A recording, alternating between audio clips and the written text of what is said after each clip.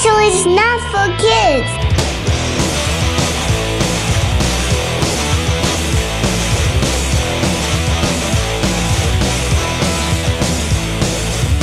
Thank you so much for coming in, Thomas. Am I pronouncing that? Is that Thomas or Thomas? Thomas is good, but I'll respond to Thomas. So, Thomas, love your resume. Tell me a little bit about yourself. First things first, super into board games. You heard of them? Never heard of them. Actually, hold on. I think I've played Settlers of, what is it called? Settlers of... Oh, Wingspan. That's what it's called. That's a good one. I love that game. It was really complicated when we played it. I didn't understand anything that was going on, but I like the pictures of the birds. I'm with you. Exact same feeling for me. Good. I'm glad you agree with me. I'm the kind of boss that really likes it when my employees don't question the things I have to say. But anyway, this isn't about me. Yeah. Let's get back to you. Why are manhole covers round? I think it has something to do with its fuckability, right? Yeah. All right. Let me take some notes here. Like if it were square, you'd be less likely to want to put your dick inside of it. Why are you talking about your dick in this interview? I'm not talking about my dick. I'm talking about like the hypothetical dick of society. Okay, I'm tracking now. You know what? Now that you've explained it, it makes perfect sense. Okay, You're doing great. I got one more question for you. Okay. What makes you the best possible candidate for the manhole cover engineering division of this Google? You've heard of Twitch, I hope? I'm sorry. I'm 60 years old. That's fair. Is Twitch the thing where people do the dances? So you have to kind of imagine it's like a sports broadcast, like the guy who would tell you about what's happening in a baseball field, but he's actually talking about horse racing video game. Okay, like Steve Madden, yeah. Yeah, except that the horses aren't just horses. Wait, fuck. Hold on. Did I say Steve Madden? I meant Dave Madden. I can't even role play sports. I can't pretend sports. Oh, we were like getting there too. You know, it took us a while, but we started cooking. Yeah. Welcome to Shelf Stable, a podcast celebrating board games that have stood the test of time. I'm your hiring manager, Kenny Katayama. And I'm your prospective employee, soon going to get fired off of this podcast for that flub, Tom Bowers. Today, our featured topic is mid-year evaluation. Time to check in, folks. You made resolutions in January, didn't you? Well, it's time to pay the fucking piper. It's time to check in and see where you're at, okay? Did you establish habits? Did you set up your routines and systems? I hope so, because you'll be ahead of me. But before we talk about that, let's just talk about some of the games we've been playing recently. Kenny, why don't you start us off? Oh, thanks so much, Tom. Yeah. I got to play 51st State from 2010. This designer fucking Ignacy Trzewiczek from Portal Games. 51st State is a delightful romantic comedy starring Adam Sandler and Drew Barrymore where... Oh, I'm so sorry. Those are my notes for Film Stable. Hold on, let me... 51st State is deja vu. Yes, he already made this joke last time. 51st State is a post-apocalyptic. It's basically our current trajectory in the United States, where the government has fallen apart due to infighting, and there's these independent factions that are vying for control of the U.S. Part of that being the formation of this new state. But more importantly, it's a big stack of cards, tableau builder of sorts. Think Terraforming Mars or Race for the Galaxy or Wingspan. You know, there's a lot of different variations on this. So those are three very different games, but 51st State fits somewhere in there. And kind of like what Tom likes to say, this is a cube pusher of sorts, where you're converting one cube to another cube and then converting that cube into points. And you're trying to do that in a way that's most efficient. One thing that always kind of throws people off about this game is that it's 4 rounds long. Even though those rounds end up being decently long, the game is always shorter than people anticipate. And they're always like, oh, wow, I thought we had like twice as much time to get things going. So it's not short in terms of game length, but it's short in terms of your expected run through of all your engine building things. The other thing that's kind of unique about this is that you can destroy your opponent's engines. One of the games I played recently, Kyle in our group, who's kind of the break every engine building game to create a huge dominant force, got really irritated because like one of the first things I did was just trash one of his main production sources. And he was like, I was going to use that. What the hell? And I'm like, that's literally the point of the game. Like, that card is good for you. That's why I killed it. And he was like, you couldn't kill something else that would be more beneficial to you? I'm like, no.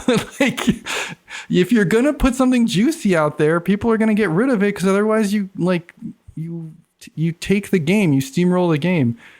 So he was really upset about that. He didn't like that there was player interaction and that we could disrupt his things. And I don't know, I ended up coming out of it kind of mixed. Like, on one hand, it can be unfun to get hit with something like that. But on the other hand, it's really rewarding and kind of an interesting dynamic to be able to have influence on opponents' boards. You actually have to respect things because it doesn't happen often, right? It's a very expensive thing and your opponent actually gets a slight benefit from it. But sometimes it's the right move to make, and it's something that's really critical to the game and important. I like that you can stop a person from running away with things early if they're being a little overzealous. I really enjoy this game, but it seems like I'm the only person in our group that likes it. Tom included thinks it's very mid. Like, nobody hates it, I feel like, but I'm always like, oh, I love 51st State, let's play it more. And then everyone else is like, eh. I was about to say, like, I actually like this game because I think it's one of the few games where I, like, can just beat Taylor still. Oh, really? But, no, this and Imperial Settlers, for me, they have this, like, weird problem where it's like, I know it's good, and I know I will like playing it once I get it out, but there's something about the process of, like, getting it out, getting it set up that I never want to do. I think it's mostly that I don't know how to set up the game by heart, and it's not an easy breezy set it up game. Well, that's where I'll push back, because I agree with you on Imperial Settlers, but 51st State is literally, you take the stack of cards out, you take the resource tray, which I have the Ultimate Edition. They have like a nice tray in there. I don't know if that's in the master set, but you literally pop the tray out, you pop the scoreboard, and you pop the deck, and you're ready to go. And that's one of the things I really like. It's not like faction decks. Correct. And stuff? Yeah, you don't have the starting faction cards and the individual faction deck and then the main deck like you do in Imperial Settlers. Okay. So there's less to delineate between. Well, that definitely is like a bit of a swing in 51st State's favor compared to Imperial Settlers that I don't know if we'd even considered last time we talked about this game. Yeah, well, I think last time we played it on Board Game Arena too. So that's like your most recent experience with it, which is kind of hard to like internalize what the setup would be like on a table. That's true. I do think it's a lot easier for me to pop out a game of 51st State than it is for a game of Imperial Settlers. And that's kind of the reason I've also, like you, been hesitant to bring out Imperial Settlers. I'm always down to play it, and once I play it, I enjoy it. It's kind of like taking a bath, you know?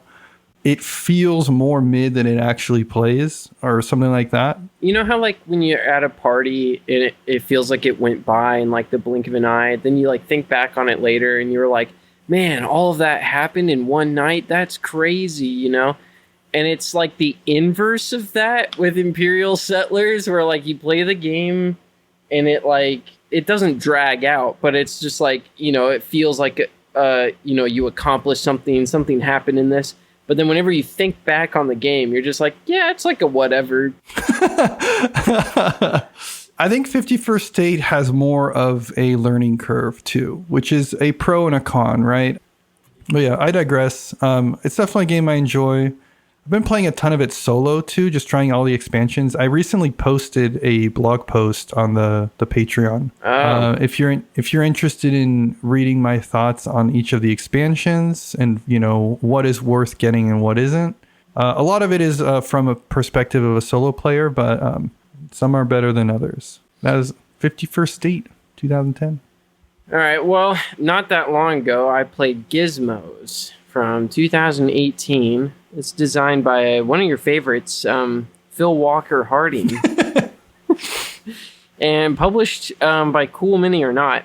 So you pitched this to me, actually, I think, as your favorite Phil Walker Harding. Am I remembering that right? Yes, low bar. Because you famously, I know I just made a joke, but for those who are maybe first-time listeners, you're not necessarily a huge fan. We've cooled, I think both of us have kind of cooled on Sushi Go, which is by this guy. What was the other one that you didn't like? It's like a camping one. Summer Camp. I really felt like the vibes were off, and my mom agreed. And that one's a deck builder, is that right? Yeah. Gizmos is a tableau building game. It's kind of like Deus in a way, where like basically you build tableau in columns, and when the action that triggers that column triggers every subsequent chain reaction in that column, basically. And it's kind of hard to explain verbally, but like it makes sense pretty much right away. It's basically you're trying to set up the equivalent of a Rube Goldberg machine. It's pretty neat. I see why it's liked. I can see this being like sort of high variance. Like if someone just sort of like rips, the combo off the top, I can imagine it being hard to catch up on a player like that. You got to bear that in mind, I guess, if you wanted to play a very strategic game. I don't think Gizmos is going to give you that, but it is light enough and quick enough. I don't think most people are going to feel too upset about that. It's like, it's not really filler weight. It's right in the middle of what I would actually call filler and middle weight, which is probably the most underserved category of game of all time. You know what I mean? I agree.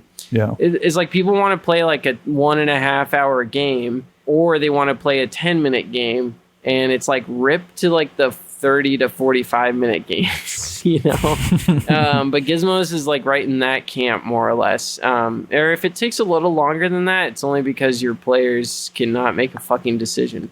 It's somewhere in between Deus and Splendor is how I would describe it, which is really weird because most people who played Splendor probably haven't played Deus. Yeah, I think that's a fair comparison. It's fun. I liked it. I don't know.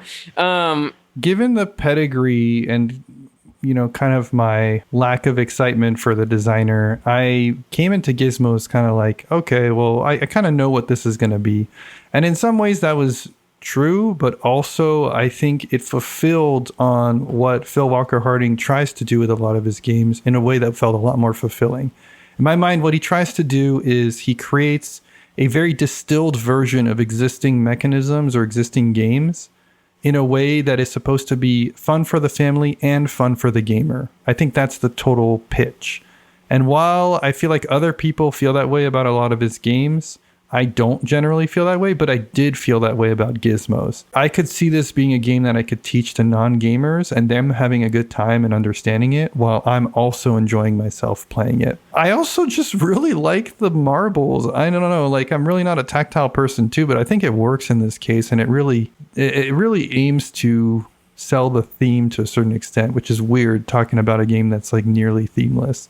Yeah, it's curious to me, the way you describe Phil Walker Harding, because it's like it makes it sound almost like what he ought to be designing are like My First Scythe, or is it called My Little Scythe, or like My First Everdell, like almost like the kids' variants of these bigger games. But he doesn't do that, which I find interesting. So it must be more like a design philosophy of his, where he wants to create something that anyone at any age level or experience level in gaming can enjoy. I haven't played Summer Camp, but I feel like with Sushi Go, and at least with Gizmos, I'm currently more impressed with what he's put out, because I think he does get there, especially with bringing in like younger audiences and family. Do you think you would play Gizmos with your kids? With the older kids. I don't think it's like a great game for like kids below the age of 8, I would say, roughly. I'm sure you write in about your fucking genius, okay? Like, I'm sure you're like 4-year-old. My kid's 4 years old and they play Ark Nova. IQ, yeah.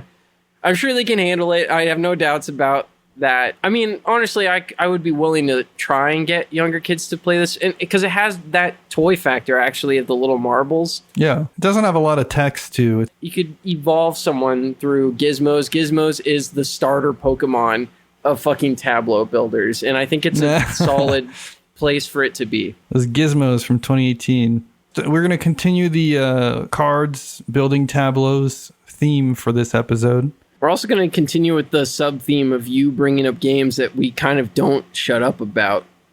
Yeah, I don't know why. I'm going back to some of my go-tos this week for some reason. Mottainai, 2015. Carl Chudyk, published by Asmadi Games. Mottainai is famously one of my favorite games, and I played it a lot recently, and I think that's part of the reason I'm bringing it up. I feel like I'm learning new things as I play, which is amazing given how much I've played it, and it continues to astound me. I played it with 4 different groups, only one of them being returning players. I definitely have plateaued in terms of teaching it. Like, I'm trying to rack my brain on like how I can make it more intuitive, and I can't refine it at this point. It's just kind of hard. Yeah. I don't know. Like, do you feel the same way? It's just really hard to teach this game. I've already got you beat because I just don't teach people this game. It's been a while since I've even thrown in the deep end. Yeah, it's been a while since I've tried. I'll work on that. I'll get back to you next week. Maybe I'll try and teach someone new this game. Yeah. At its core, it's a game where you can use each card in 5 different ways. First, you got to teach them all the ways. Then you got to teach them all the weird little rules that the game has. Oh, you don't draw cards. You put them to the side and you draw them at the end of your turn. And then you will discard down your hand size, but only at the start of your turn, not at the end. And also, you don't discard them. They go on the bottom of the deck. Like, all these things that, like, you're like, why? Why? Are they just being, like, contrarian for no reason? And the answer is actually there's a very good reason for each and every one of those rules. It's not arbitrary. But until you play it more, it doesn't really become apparent. Then you have, what do I do? That's like maybe the hardest part of the game. Like, people are like, I feel like I understand the rules now. And then they sit there staring at their hand and they're like, I still don't know what the fuck I'm supposed to do in this game. Yeah. Tom included. Mm-hmm. It's really hard, especially when it's somebody that's like, oh no, don't tell me tips. I want to figure it out. Because it's one of those games that's like, not only are you going to get absolutely wrecked, but you're going to have a bad time if you don't have at least an idea of the vibe of the game. I don't even think you're going to have a bad time. You're just going to be confused. Your opponent will just be like, all right, so then I'm going to be like, and then it's like, you're sitting there like, I guess I lost and I don't even really know why. I think that sound though is like the perfect example of like what it feels like to play Mottainai. It's like, you're learning Mottainai for the first time. Just like, so first, every turn, and then in the phase, you're going like you just start talking like Animal Crossing ease or whatever. Yeah, it's just kind of a mess of a game, but it's so beautiful when you come out the other end. It be like the beans that they feed those cats, you know? Yeah. Like, yeah, you don't really want to go through that experience, and you really don't want to think about it when you're consuming the final thing. But like, damn, that's got to be some good coffee. There's a coffee bean that comes from like cat excrement. Yeah, this is like a well-known thing, right? I've heard about like the tea that comes from like monkey, like the berries that monkeys already ate that pass through them. Well, see, I didn't know that one, so maybe we got different versions. I don't know what I'm thinking of. It's called Kopi Luwak. Okay. Also known as civet coffee. Consists of partially digested coffee cherries, which have been eaten and defecated by the Asian palm civet. I would try it. That's definitely a YOLO type food for sure. I mean, I've never had it. I'm not big on coffee, though, so... If you have some of this, hit me up. What were we talking about? Mottainai. Yeah. So Mottainai is kind of like that coffee. Okay. You have to close your eyes and forget the process exists, because once you're through the process, that's the point you were making, right? The process of learning this fucking game. One day it'll magically click if you're a certain type of weirdo, and you'll be like, damn, this shit slaps. This is going to be the sleeper hit. The sleeper hit? Yeah, this is the game that in 10 years, people are like, oh, Mottainai, it's not on sale anymore. It's a Grail game, but it's like one of the best games ever made. You're saying that people are going to forget about Glory to Rome, and they'll be like, oh, it's Mottainai time. It's going to have this infamy where like Glory to Rome was like $300, and then they made Mottainai that was like $15, but then they stopped printing Mottainai, and then people discovered how good Mottainai was, and so now Mottainai is going for $200 or whatever. Right. I like playing it a lot more than Food Chain fucking Magnate, but like I'm still like I feel like I still don't quite get it, but maybe one day we'll get there and I'll report back. I mean, this will lead into our check. Maybe you're still in the cat's butthole. Right. I'm like in the esophagus, I think, still at this point. No, you're probably in the large intestine or something. Oh, okay. That was Mottainai from 2015. All right, Kenny, this one's an interesting one I'm going to be talking about here. So my next game that I want to mention is called Side Effects, and it's from 2017. It is designed by Jen Igartua, Jade Shames, and Thek, published by Pillbox Games. I had never heard of this game. This was something that was brought to the table by a friend of mine. Shout out Angelica. Rip to Angelica here, but this game was fucking dumb. I think if she ends up listening to this, she'll be like, okay, I mean, yes, I agree. Feels like even at the time, she herself was saying like, yeah, I was kind of wondering if like at a player count above 2, if it got a little more interesting. No, it did not. The game rules as written, as far as I can tell, lead to a lot of turns where players draw 3 cards and then are incapable of taking any further game actions and then discard down to 6. The reason I want to talk about this actually is because like the design is kind of interesting and you almost feel like there's like a game hiding underneath, like a good game. You're almost there.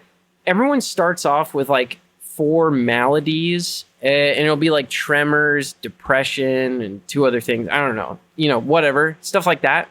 And the card art is like pretty cool. It has like this Day of the Dead kind of aesthetic, except that like the object of the game is to cure your afflictions. Everything you use as a cure, though, has side effects. While your affliction is cured, your opponents can play new afflictions on top of your cures, but they have to match. You cure your tremors with medicine, but now it gives you anxiety. And so it's like, or it has the potential to give you anxiety. And so like my opponent now could play an anxiety card on top of my medicine for the tremors. I now have to deal with my anxiety by like getting therapy or whatever.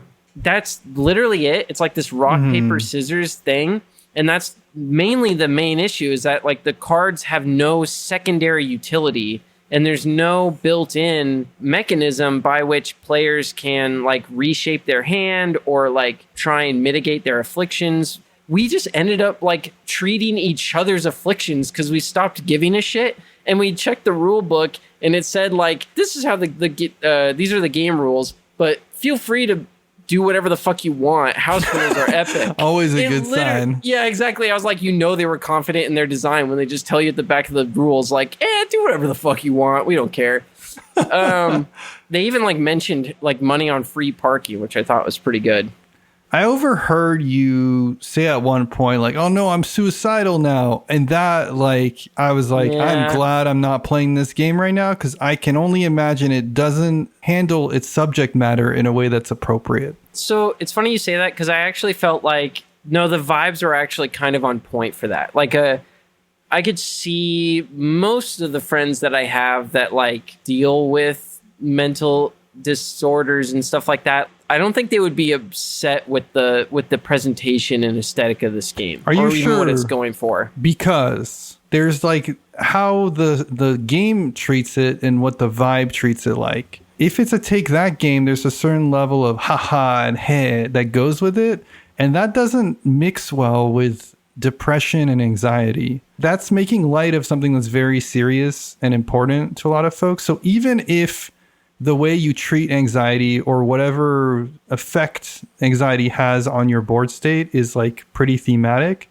just the vibe of like, oh, I gave you anxiety now, or I gave myself anxiety, like that feels wrong to me. But again, I haven't played it. I digress. There's a sense in which the game can almost normalize the fact that like we all suffer from this, and like, yeah, it feels a little weird to just sort of like give someone anxiety or give someone impotence and stuff. I just feel like a lot of these problems, like, while yes, they're real, people suffering from them are not gonna feel like hurt by the way that this game portrays it. The game didn't make the diseases themselves out to be a joke, even if it did seem kind of weird to say things like, now I've got to deal with suicidal thoughts. Like, you can make it not a joke and it still be icky is the argument I'm trying to make. Yeah, I don't know why. I'm not trying to like defend this game too much. Yeah, I don't think the game set out to make any particularly ingenious statement.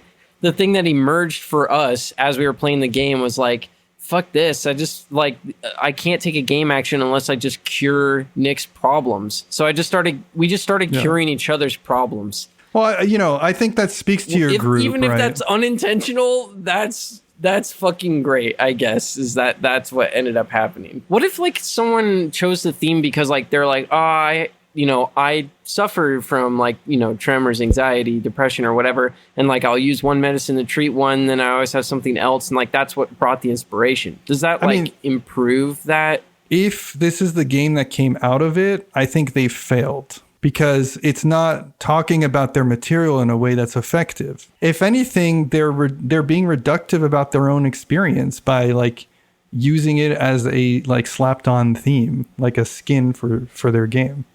But what if the only good game they'd ever played was Monopoly Deal, and this is just kind of the best they could come up with because their like gaming consciousness was just not particularly elevated. And if that's the case, we should be evaluating at face value for what they made. I actually appreciate that we're having a discourse about it.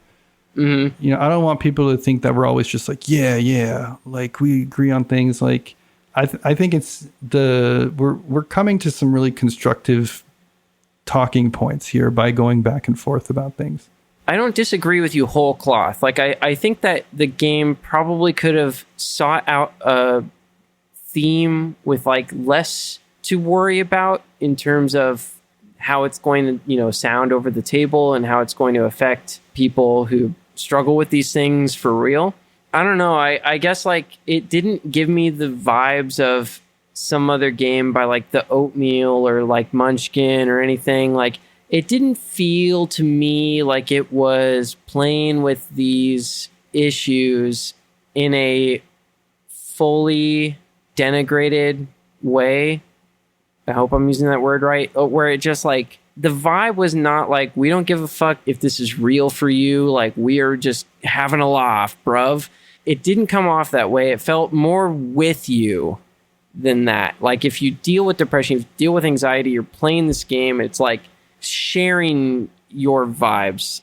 I think you summarized it best. You said this is likely a game made by a person or people who have experiences with the subject material, who have mostly just played games like Exploding Kittens or Monopoly Deal. I think that's what happened here. That's what I ascertained from it, yeah. Yeah. Good on you. Go back to the drawing board, maybe. Try again. Yeah, try again. Do a different theme. Or keep the theme and do a different game, Maybe. I'm glad, I guess, that you were able to make your vision come to life for whatever it's worth. I didn't like your game, unfortunately. I didn't play your game, and I also didn't like it. Yeah, I guess so. Kenny wouldn't have played it from the beginning. He would have taken a moral stance against the idea of it. And I think that that's fair. I think if you wanted to take that position, I wouldn't discredit you, All right. That was Side Effects from 2017. 100 games to play before you die. Well, Kenny, it's time for the 100 games that you need to play before you die. Game number 38 is Chinatown from 1999. It's designed by Karsten Hartwig and published by Aaliyah, but also Z-Man, but also Ravensburger. It's been around. It's mainly Z-Man in the US. Chinatown, we're going to speed run this. Negotiation game, that is why it is on the list. And when I say negotiation game, this is like the negotiation game. There's nothing else you can do. You can only negotiate. Yeah, that's all you do in this game. You have plots of land and you have tiles that you can put on the land. When you own all adjacent tiles that have matching icons on them, then you get a nice juicy Benny. You get more money at the end of each round. So you're constantly it's a live trading game where you're just constantly like, I'll give you this tile if you give me this money. I will trade you a tile for a plot of land, or let's swap plot of lands. Like you got land, tiles, money, and you're just exchanging those three things in whatever wild ways that you wish. You know, you can owe each other, you can do three-way trades. It's so fun. It's a pure wheelin' and dealin'. If you love wheelin' and dealin', then this is your game. And if you don't like that, do not play this game because there's nothing else in it. How do you feel about extra planar deals in this game? I'm talking about trading outside the game. So we haven't done this in Chinatown, but we do this a lot with Bonanza, where we're like, you betrayed me, so I'm not giving you the first bean you ask for in the next game of Bonanza. And I feel like we should start employing that with Chinatown as well. I feel like it's interesting that the vibe of Chinatown feels like it discourages the politicking. It's much more calculated. The thing that is different between like Chinatown versus Bonanza or Sidereal Confluence is that you kind of always have like a very, very good idea of what things should go for. And that's one of the nice things about Chinatown, but it's also a detractor for certain people. Like you can often break down the exact value of a particular trade and make sure that it's a fair trade. And then it becomes getting enough of those fair trades that you are doing more of them than other people. It's a blessing and a curse, right? Because it makes the game a little bit more calculated, kind of like what you're describing. But it also means that people aren't just completely getting squeezed for their money. Even if you're brand new to the game, you can still figure out if somebody's trying to rip you off or not. I think it's a lot more beginner friendly than Sidereal Confluence for sure. I feel like it feels less wacky and goofy than Bonanza, at least in the handful of times I've played this, or where I've played the new Game Alert version of Waterfall Park. Yeah. You haven't mentioned that, right? Yeah, let's talk about that real quick. Let's talk about problematic games. Yeah, like we've talked about Chinatown before. It's not the worst, right? But it kind of does the like, you know, very stereotypical Chinese business person.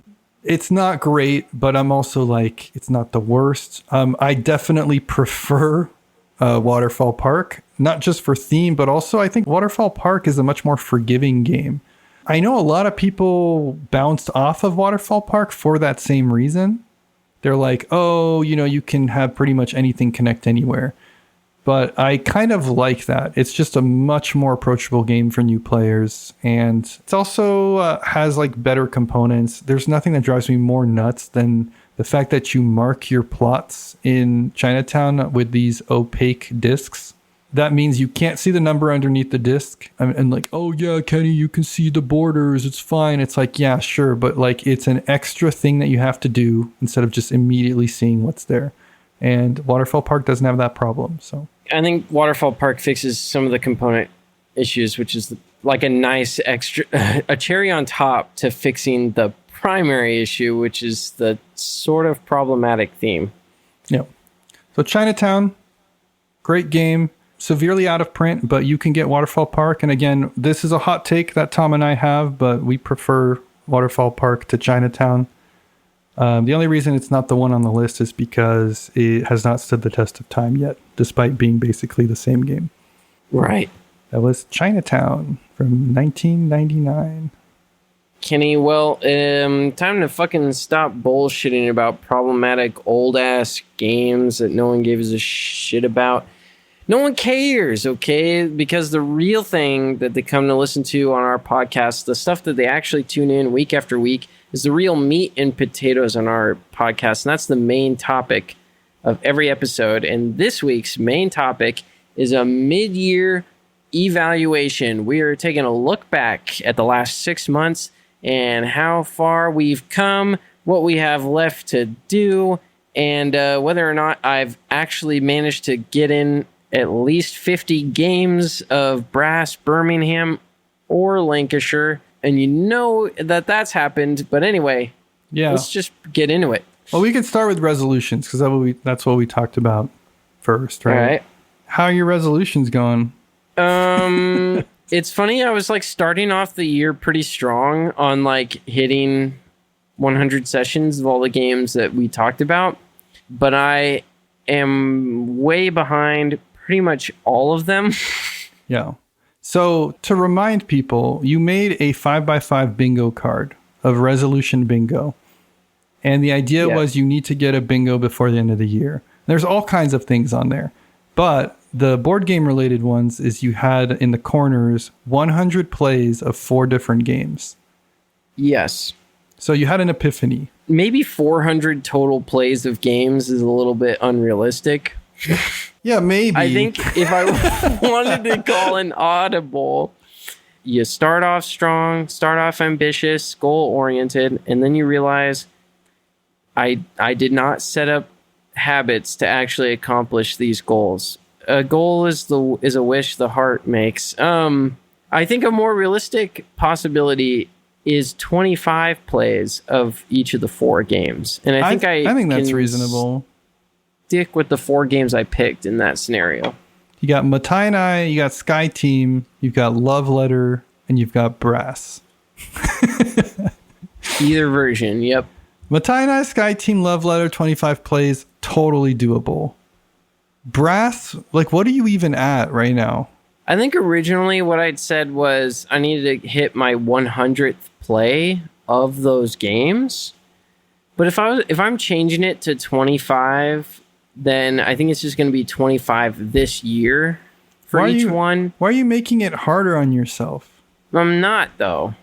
Can I make this proposal? What if it's 25 this year for the other 3, but it's 25 all time for any version of Brass? Well, the funny thing about that is I think I've played Brass more this year than any other year. Like, I'm only losing maybe like 4 plays of Brass. That's 4 plays of Brass, Tom. That's fine. Why are you making it harder on make yourself? Up for it. The harder you make stuff, if the goal of resolutions is to like do them, then make it doable. Don't add 4 extra plays of Brass when you don't need to. I've been listening to the audiobook for Atomic Habits. What I've realized that I have not done for myself in order to make this accomplishment doable is actually set up a system, a time and a place and a person or people to play these games with. So I need to have my dedicated Brass night. Okay. I need a locked in Brass head. Are you putting it on the calendar, or are you like saying this and you'll figure it out in the future? I'm saying this right now, but I will figure this out soon. I need locked in Brass Maxers to hit me up so that every fucking Friday or whatever day I can take off, we are getting Brass on the goddamn table, because it's going to happen. I have 5 plays logged that count as this year. So we only need 20 more. If we did one every week for the rest of the year, we would more than hit that. Okay. Yeah, we got 4 weeks to spare. Easy. Brass is a 1-hour game with people that know what they're doing. And by 1 hour, I mean 90 minutes. Tom, you don't think there's more than 4 weeks where you're not going to be able to do this? There's going to be at least 1 week where I play Brass twice. I just don't know why you're making this harder on yourself. Because I fucking love Brass, Kenny. Okay, there, and you know I said what? it. Like, you're still gonna be happy with the experience if you only do 16 more instead of 21 more. Honestly, if I don't hit this on the bingo, I probably won't feel much of anything. But like, I do genuinely think it's possible. It's okay. The truth is out there. I've played Mottainai a total of 19 times in my life, allegedly. 14 of those were this year. So you got 14 out of 25.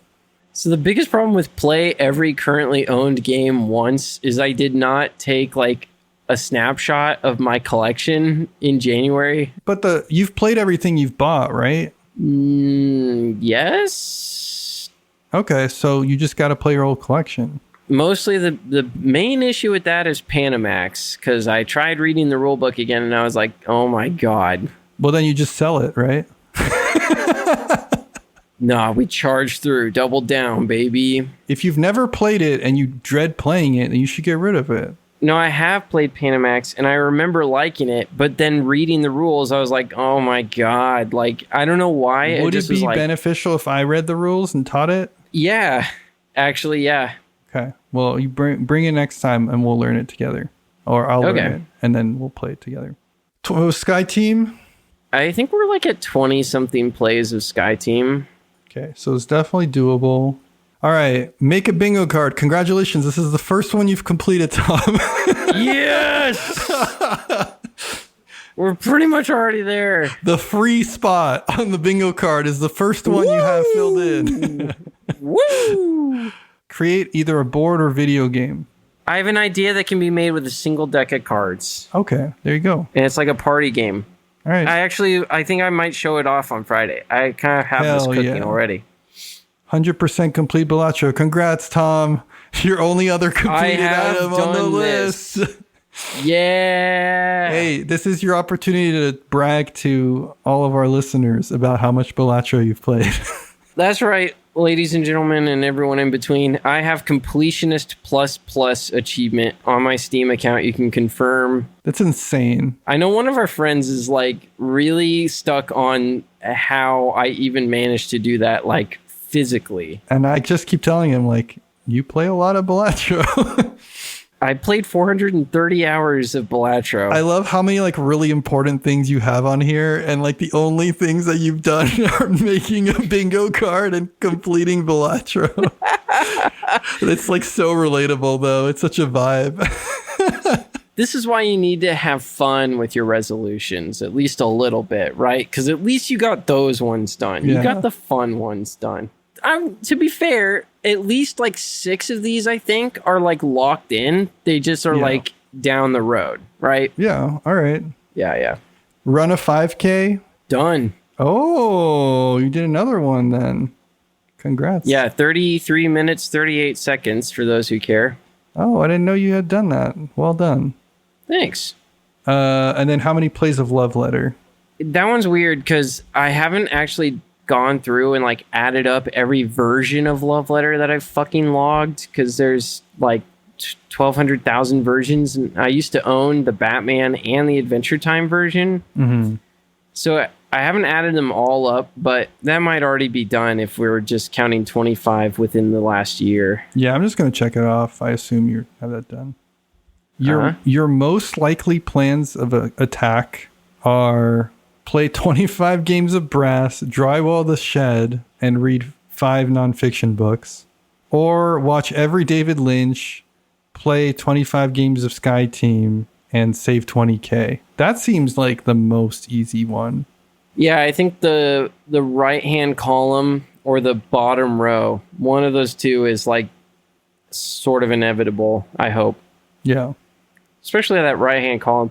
Saving $20,000 would be really nice to have accomplished. I need to do the math on that. All right, boom, lock it in. All right. Now we analyze yours. I just had a list. This is Kenny's bragging time. But also, I really shoot low, you know. That's my general modus operandi for resolutions. It's like, do things that you really want to do, but that aren't like too ambitious. Interesting. So basically the opposite tactic to mine. Yeah, because I want to make sure I do them. I guess all of my things I do want to do. It's not I don't want to do them and they're ambitious. So at least there's that. Yeah. I wanted to play every game of mine that I've rated 7 or up. And I did that. All right. So we're good. All my 7s. Actually, in doing that, I think I dropped one of the games from a 7 to a 6. Dun, dun, dun. Actually, 51st State, interestingly enough, went from a 7 to an 8 in the process. Well, but which one went down? Fog of Love. Fog of Love dropped from a 7 to a 6. I just didn't feel like it was as compelling as I had originally felt. You didn't love it on the... It's not to say it was a bad game, right? I still enjoy it quite a bit, but I do feel like it has problems. I feel like it can be overly long. And also, I feel like sometimes theme and roleplay are antithetical to winning the game / like forwarding your objectives. I do still think it's really cool in terms of how it creates a narrative timeline for your relationship and how there can be some really funny things that come out of that. The next thing on my list was play 10 Knizias, and oh boy did I play those Knizias. You want to guess how many new Knizias I've played this year? 12. 24, double that. Holy fuck. I have played 24 Knizias I had never played. The next one I had was teach my daughter to blow her nose. Because she was like, it's not even like she couldn't do it. She was like insistent that it was like, oh, this is uncomfortable. I'm just going to keep sniffling. We did it. We got there. She's doing it of her own volition. Now, if I can only teach her to flush the toilet, we'll be in perfect daughter territory, because she really is an amazing kid. She's lucky. I'm still working on getting them to flush the toilet. I thought you were going to say, I'm still trying to figure out how to blow my nose. How to flush my own toilet, yeah. Just don't blow your toilets. The next one I had was no new Kickstarters, and unfortunately I have failed this. We both failed this. Well, I didn't put it on my bingo card. Yeah, but you also took this on as a resolution during the episode. I remember us originally saying was that we would not buy any like unused brand new games, like new and shrink games. Well, no, not even new and shrink. They're like new off the shelf games. No, you're changing it now. It was no new games, which included Kickstarters. Yeah, new games. We explicitly included Kickstarters in the if we play back. Well, you did. The reel. No, you agreed to this too. I probably did. So we fucked up because we forgot that the fucking Hub World Eidolon Kickstarter was coming out this year. Yep. But I will say this. So when that Kickstarter came up, I messaged you, are we going to break this resolution already? And then you were like, yeah. Resolutions are made to be broken, Kenny. I'm going to revise this one. No new games off the shelf and no new Kickstarters except Eidolon. Well, yeah, because that's what we would have done from the beginning if we had simply remembered. If we had simply remembered that Eidolon was coming out. But I'd still like to point out to everyone that the game will not be fulfilled this year. So we, you know what I mean? Like if our resolution had been no new Kickstarter. games. No, that's why we explicitly added Kickstarter in there. Tom, the loophole. No, I know. We just messed up, frankly. Like it's not even that big of a deal. It's funny because I've definitely gone for multiple years without backing Kickstarters just because of like not paying attention or not being interested in them. But of course, the year that we make the resolution, it's like Hub World Eidolon shit. Like this is only the second Kickstarter I think I've ever even backed myself. The irony. Yeah. This wasn't really a resolution, but it kind of fits in that. It's the Project Mom. So we're currently at 5 out of 15 games that we have lined up. So all right. I don't think the goal is to finish this year, though. I really want to pace things because I want my mom to enjoy it, and I want her to be playing the things she's having fun with, as opposed to just like, we gotta go. If you haven't been getting updates, it's not because we're not doing it anymore. It's actually because we've been playing just a lot of Ticket to Ride and Carcassonne, in case people were wondering. And it's been really fun. I've been enjoying it. Yeah, so you are still, the important thing is you are still hanging out with your mom. Yeah. You're just not subjecting her to brand new games every week. Yeah, I'm not like, time for this game, if you just learned this one. Yeah.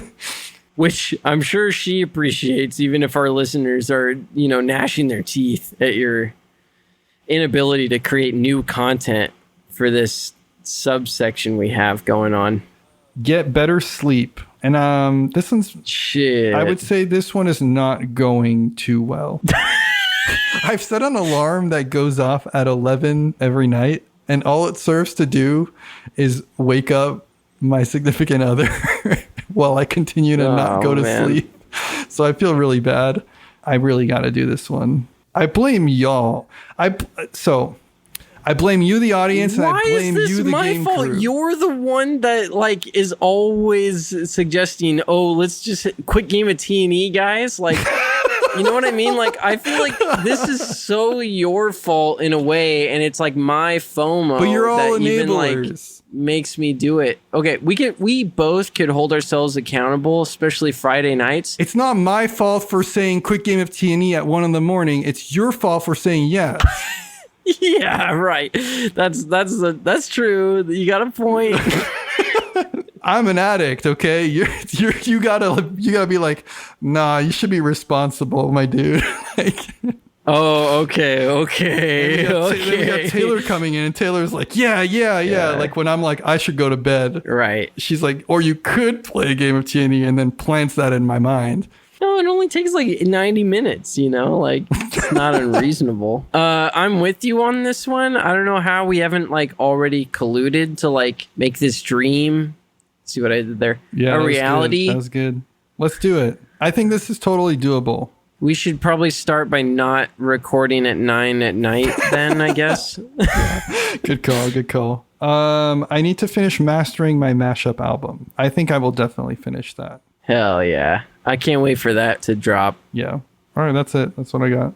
Is yours not a bingo card? It's just a list? Just a list. And I think I'm trying to do every single one of them. I'm not like... Not going crazy with it. Do we want to do the other parts of this? Board game State of the Union? What does that even mean? Tariffs? We had a whole episode. Oh, we're talking about that. the board game community in general. I thought we were just talking about like our podcast stated like that's, you know, we can talk about that too. The direction it's headed in. I mean, I'm really proud of what we've done. Yeah. I really like the guest speakers, and it seems like the audience really likes that too. Mm-hmm. I guess if people have specific folks they would like us to bring on, let us know. Or if you're listening to this and you're like, I'm a minor board game celebrity, I feel like I could add something to their show. Yeah, there you go. We'd love to hear from you, honestly, if you're actually listening. If you're a major board game celebrity, don't reach out, though. Yeah, Just want to clarify. Yeah, screw you. Board games, I think Anthro Animals still in. Okay. Kickstarter feels like it's cooled. And then, yeah, tariffs. Tariffs is the hot button topic, for sure.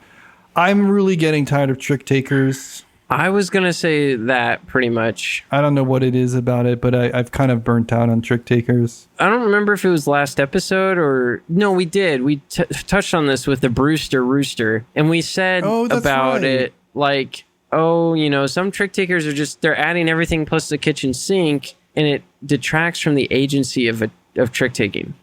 Yeah. I feel like I'm experiencing that more and more the more of these that I play. I agree.